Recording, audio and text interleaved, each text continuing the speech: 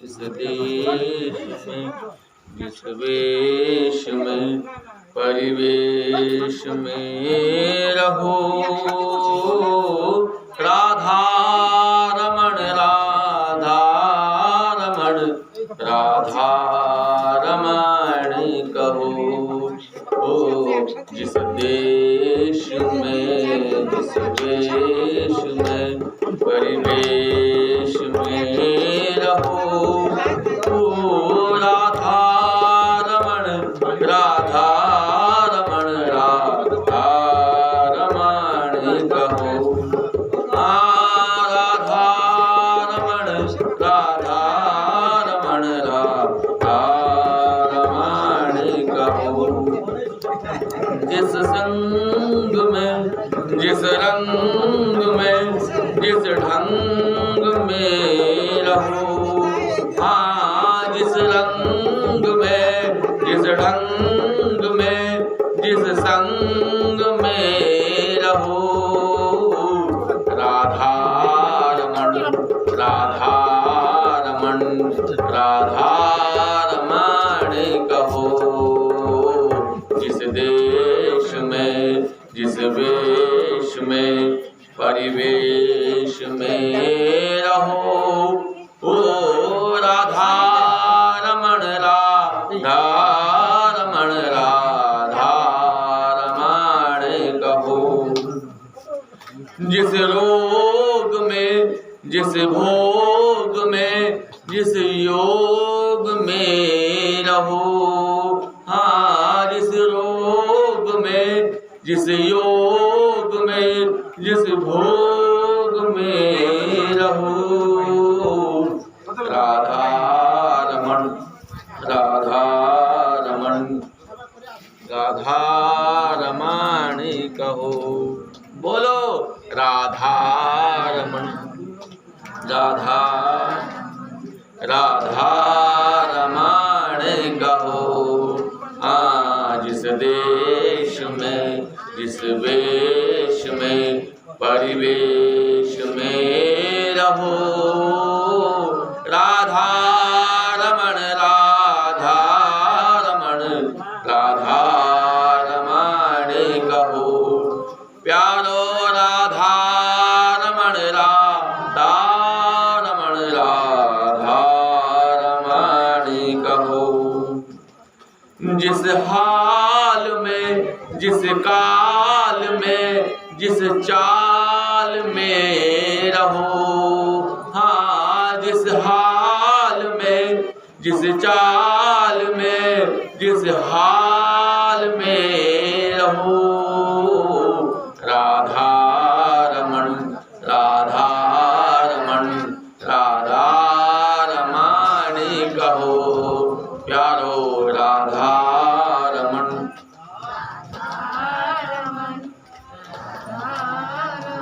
जोर से राधा रमण राधा रमण राधा रमण कहो।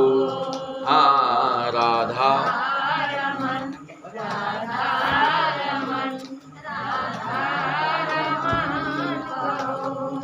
ओ जिस देश में जिस वेश में परिवेश में रहो, राधा रमण राधा रमण राधा रमण कहो।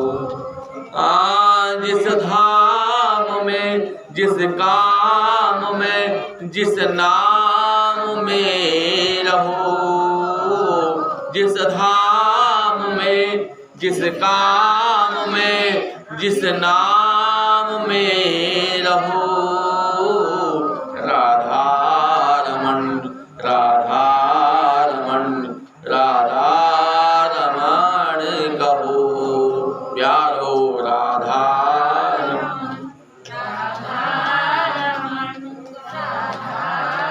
रमण कहो। जिस देश में जिस वेश में परिवेश में रहो, राधा रमण राधा रमण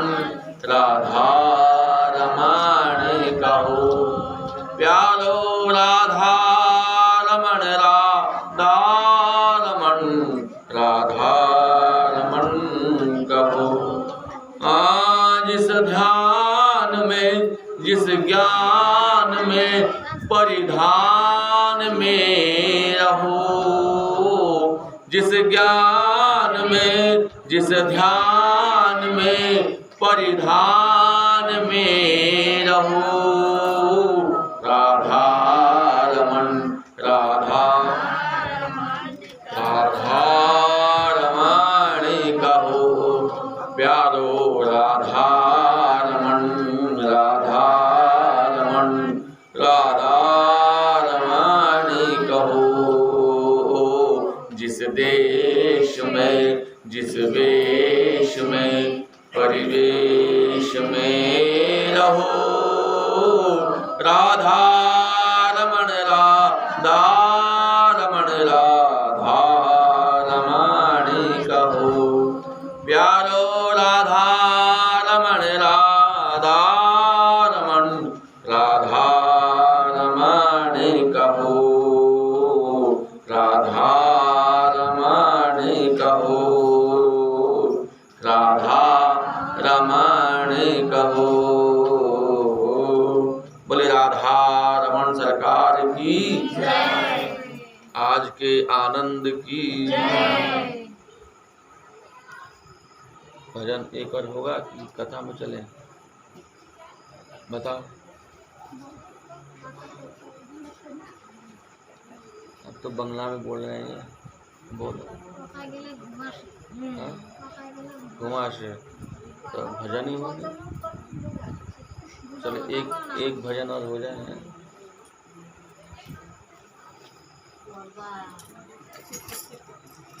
राना ऐसे ही बना दो ताल।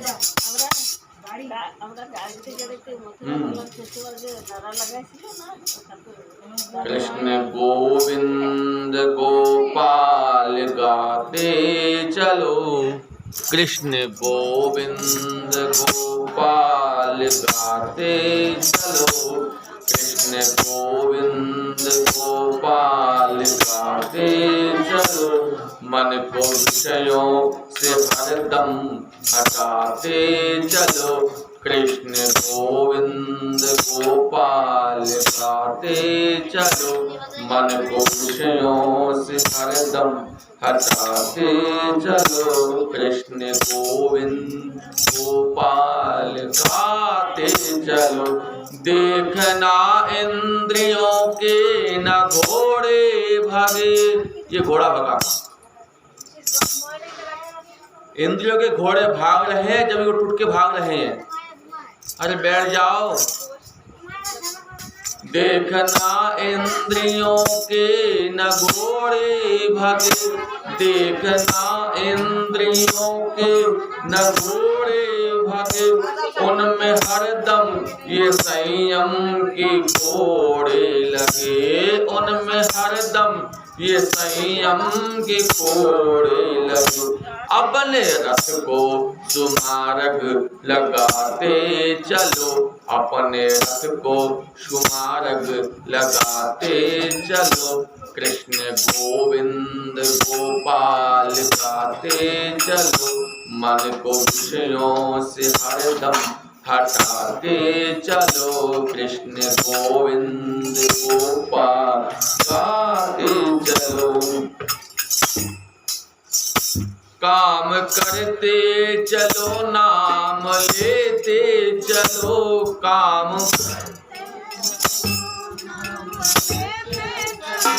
और काम करते चलो, नाम लेते चलो। काम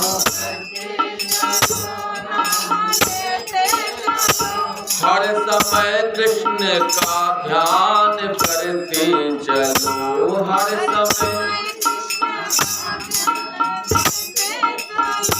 हर समय कृष्ण का ध्यान करते चलो। हर समय कृष्ण का ध्यान करते चलो। काम की वासना को मिटाते चलो। काम की मिटाते मिटाते चलो, काम की वासना को मिटाते चलो, काम वासना को मिटाते चलो, कृष्ण गोविंद गोपाल गाते चलो, मन को विषयों से हरदम हटाते चलो।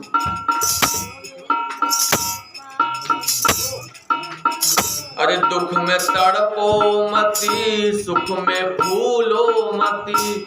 जब जीवन में दुख आता है ना, हम बहुत घबरा जाते हैं, हाय हाय करते हैं, क्या होगा क्या होगा। लेकिन जब सुख आता है ना, तब बड़े फूल जाते हैं। महाभारत का वचन है, भागवत जी का वचन है, जिस समय कुंती बुआ के यहाँ जब उत्तरा देवी के गर्भ को नष्ट करने के लिए जब द्रोणाचार्य के पुत्र अश्वत्थामा ने ब्रह्मास्त्र छोड़ा और उत्तरा भागी भागी आई, वहां द्वारकानाथ खड़े थे और बोले, हे द्वारकानाथ, पाही पाही महायोगिन देव देव जगतपते। हे द्वारकानाथ, मुझे अपनी चिंता नहीं है, लेकिन मेरे गर्भ में जो पांडवों का जो अंतिम वंश है, इस वंश की रक्षा आपके हाथों में है प्रभु। हे द्वारकानाथ। तब द्वारकानाथ ने तुरंत अंगुष्ठ परिमाण होकर के वहां गर्भ में प्रवेश कर गए और प्रवेश करके उत्तरा के गर्भ में जो गर्भ था, उस गर्भ की उन्होंने रक्षा करी। यह देख करके कुंती बुआ उनका स्तुति करती हैं। स्तुति से संतुष्ट होकर के जब भगवान ने कहा, बुआ जी आपने हमको भगवान बोला है, तो कुछ आप हमसे मांग लो। तो पता क्या मांगा? बोले, विपदा संतु न शाश्वत तत्र तत्र जगद्गुरो भवतो दर्शनम यतश्याद पुनर्भव दर्शनम। पता है क्या मांगा? बोले, सुख के माथे सिल पड़े जो हरि विमुख कराए, बलिहारी वा दुख को जो पल पल नाम जपाए। हे कन्हैया, हे द्वारकानाथ, हे लाला, अगर तू हमें कछु देनो चाहे तो यही मांगू तो से वरदान, क्या कि हमारे जीवन में दुख कभी खत्म नहीं हो। बताओ, और कोई होता ठाकुर जी बोलते क्या चाहिए, हम कुछ लिस्ट बना लेंगे। ठाकुर जी हमको बढ़िया मकान चाहिए, बढ़िया गाड़ी चाहिए, बढ़िया पैसा चाहिए, बढ़िया मान सम्मान संपत्ति सब कुछ चाहिए। हम धोखा खुद खाते हैं, धोखा मांगते हैं। ठाकुर जी से ठाकुर जी का मांगो ना, बोले कुछ नहीं, आपकी याद बनी रहे। तो कुंती बुआ ने क्या मांगा? दुखी दुख मांगा। कन्हैया बोले, बुआ आपका दिमाग कुछ ठीक तो है? क्यों? बोले, आपको जीवन में मिला क्या? दुखी दुख तो मिला है, आप जन्म से दुखी हो। आपने कुमारी अवस्था में है संतान को जन्म दिया था जिसका नाम है कर्ण, उसको कभी आपने माता का सुख नहीं दे पाई। और जब आपका विवाह जिससे हुआ वह भी पीलिया का मरीज, राजा माद्री जो था, पांडु जो था, वो पीलिया का मरीज था, उसको अभिशाप मिला था क्योंकि उनसे एक गलती हो गई थी। लेकिन वो भला हो ऋषि दुर्वासा का, जिन्होंने आपको पंच देवों के मंत्र दिए थे, इंद्र के, वायु के, अश्विनी कुमार के मंत्र दिए थे। उन मंत्र के फलस्वरूप आपको वो पुत्र संतान की प्राप्ति हुई। इस पर भी नहीं, धृतराष्ट्र के जो 100 पुत्र थे, उनमें जो बड़ा पुत्र जो था दुर्योधन, वह हमेशा अपने मामा शकुनी के साथ हमेशा कुटिल योजना बनाता था, किस प्रकार से पांडवों को नाश किया जाए, मारा जाए, ताकि संपत्ति उनको मिले नहीं। भीम भैया को खेल खेल में विष मिला हुआ लड्डू खिला दिया और भीम भैया अचित हो गए। उनको वरुण देव लोक में गए और वहां नागों ने उनको इतना दंशन किया कि उस दंशन के प्रभाव से जो विष उनकी उदर में था, उस विष का प्रभाव निकल गया, नष्ट हो गया और भीम भैया और भी शक्तिशाली होकर के आ गए इस लोक में, मृत्यु लोक में।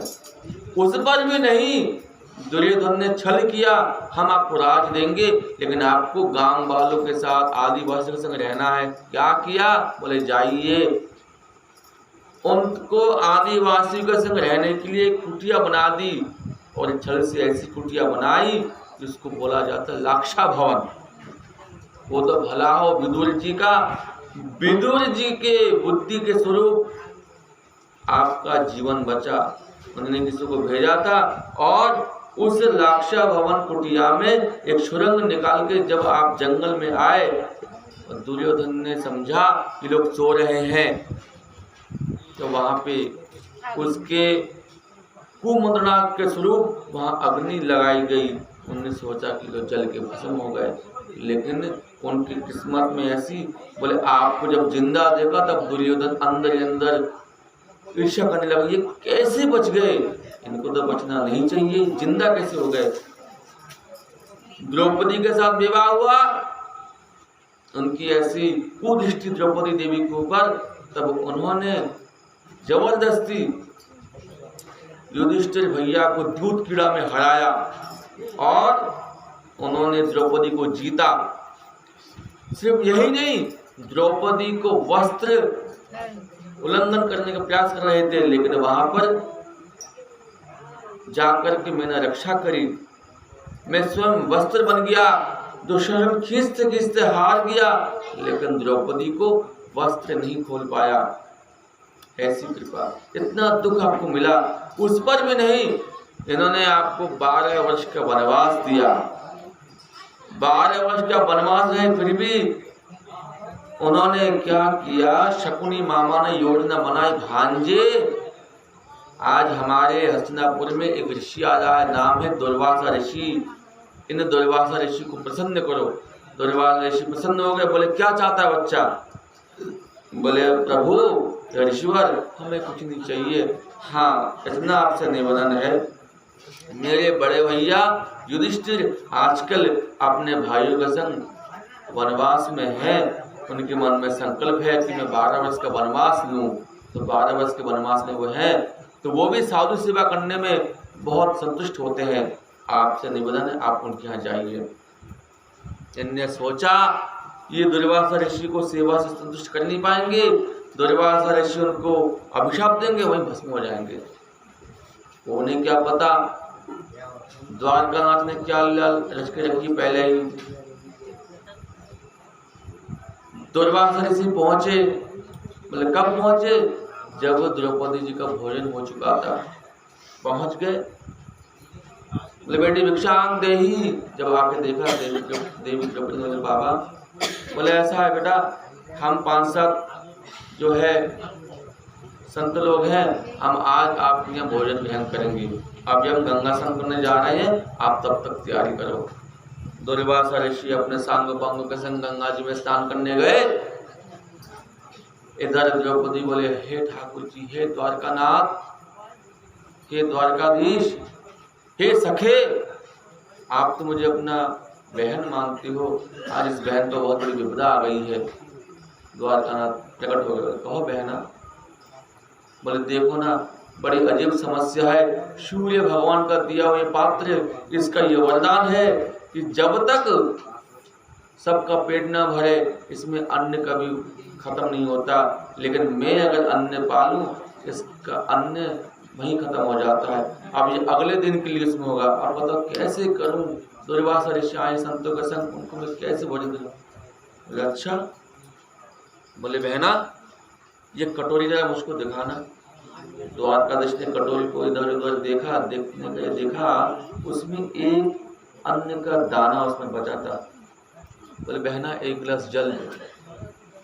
ठाकुर जी ने वह अन्न का दाना मुंह में लेकर के एक गिलास जल पान के कहा कि इस अन्न के दाने से चराचर संसार में जो भी प्राणी है, जीव है, जो भी है, उन सब की तृप्ति हो जाए। आप देवी द्रौपदी से बोला बहना तुम निश्चिंत होकर के तैयारी करो, तुम्हें अब डर करने की बात है नहीं है।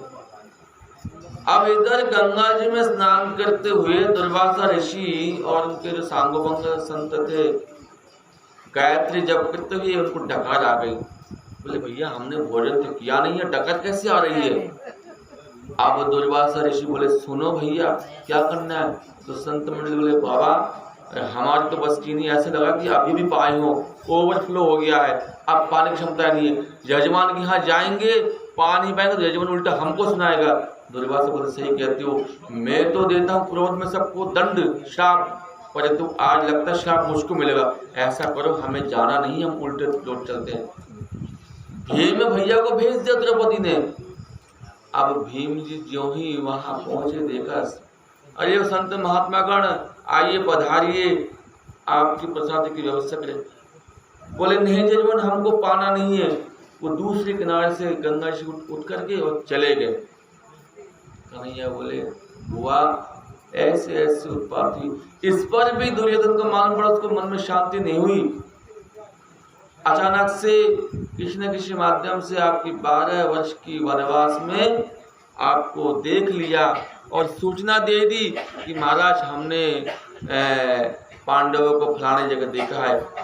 अब जैसे 12 वर्ष पूर्ण हुआ, बोले अब 1 वर्ष का अज्ञातवास, तब 1 वर्ष के अज्ञातवास में रहे आप लोग राजा विराट के यहाँ, जहाँ पे द्रौपदी शैलेंद्री बनी, अर्जुन बने वहाँ नपुंसक, अर्जुन वहाँ पे न पुरुष थे न स्त्री, नपुंसक बने, ऐसा महाभारत का वचन है।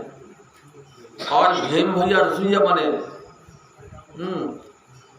और युधिष्ठिर भैया वहाँ के मंत्री बने, और अश्विनी कुमार वहाँ का जो अस्तबल है जहाँ पे घोड़े रहते हैं उनको देखभाल के लिए बने, और द्रौपदी बनी शैलेंद्री श्रृंगार करने वाले। जैसे तैसे करके आपने अज्ञातवास काटा, सब हुआ। इस पर भी इन लोगों ने युद्ध मांगा, और देखो हुआ इतना बड़ा विशाल युद्ध होने के बाद कुछ नहीं बचा। फिर भी आप कहती हो कि मुझको दुखी दुख दो, मुझे तो संसार में आपसे बड़ा पागल बेवकूफ कोई लगता नहीं। क्यों आप दुख क्यों मांगते हो? बोले कन्हैया लाला दुख में तेरी याद बनी रहती है, सुख में हम तुझको भूल जाते हैं। तो भागवत जी से ये शिक्षा लेनी चाहिए कि गोविंद की याद किसमें बनी रहे? बोले दुख में। तो इसलिए किसी कवि ने कहा है कि सुख के माथे सिल पड़े जो हरि विमुख कराए, और बलिहारी वा दुख को जो पल पल नाम जपाए। तभी बोला है कि दुख में तड़पो मती, सुख में फूलो मती, दुख में तड़पो मती, सुख में फूलो मती, प्राण जाए मगर नाम भूलो मती, प्राण जाए मगर नाम भूलो मती, मुरली वाले को मन से रिझाते चलो, मुरली वाले को मन से रिझाते चलो, कृष्ण गोविंद गोपाल गाते चलो, मन को विषयों से हरदम हटाते चलो, कृष्ण गोविंद गोपाल गाते चलो। याद आएगी उनको कभी ना कभी, याद आएगी उनको कभी ना कभी, कृष्ण दर्शन तो देंगे कभी ना कभी, कृष्ण दर्शन तो देंगे कभी ना कभी। ऐसा विश्वास मन में जगाते चलो, कृष्ण गोविंद गोपाल गाते चलो, मन को विषयों से हरदम हटाते चलो, कृष्ण गोविंद गोपाल गाते चलो। नाम जपने से लोगों ने पाई गति, नाम जप से ही लोगों ने पाई गति, भक्तों ने तो इसी से करी विनती, भक्तों ने तो इसी से करी विनती। नाम धन का खजाना बढ़ाते चलो। कौन सा खजाना? हम आए थे नंगा कुछ लेके नहीं आएंगे, लेकिन नाम रूपी धन हम लेके जा सकते हैं। इसलिए बोला है नाम रूपी धन का खजाना बढ़ाते चलो। जितना नाम करेंगे, जितना ठाकुर जी का नाम करेंगे, यहाँ हमने जो कमाई कर रहे हैं वो कमाई हमारे वहाँ जमा हो रहा है। तो इसलिए बोला नाम धन का खजाना बढ़ाते चलो, कृष्ण गोविंद गोपाल गाते चलो, मन को विषयों से हरदम हटाते चलो, कृष्ण गोविंद गोपाल गाते चलो। बोलो कृष्ण कन्हैया लाल की।